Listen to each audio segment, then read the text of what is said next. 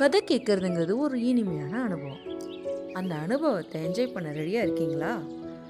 நான் உங்கள் ஏபி. இது உங்கள் கதை கேளு வித் ஏபி. ஒருத்தவன் எப்போ பார்த்தாலும் சொல்லி பொறுக்கிக்கிட்டே இருந்தான். அவனை பார்த்துக்கிட்டே இருந்த இன்னொருத்தவன், நீ எப்போ பார்த்தாலும் சொல்லி பொறுக்கிக்கிட்டே இருக்க, எதுக்கு அப்படின்னு கேட்டாங்க. அவன் குளிர் காயறதுக்கு அப்படின்னு சொல்லி பதில் சொன்னான். கேட்டவனும், நீ குளிர் காயறத நான் பார்த்ததே இல்லையே அப்படின்னு சொன்னான். அதுக்கு சொல்லி பொறுக்கிறவன், எனக்கு சொல்லி பொறுக்கவே நேரம் கிடைக்கல, இதில் குளிர் காய எங்க நேரம் அப்படின்னு பதில் சொன்னான். நம்ம நாட்டில் பெரும்பாலானவங்க இப்படி தான் இருக்காங்க. பணம் சம்பாதிக்கிறதுங்கிறது வாழ்க்கை என்ஜாய் பண்ணுறதுக்கு தான்.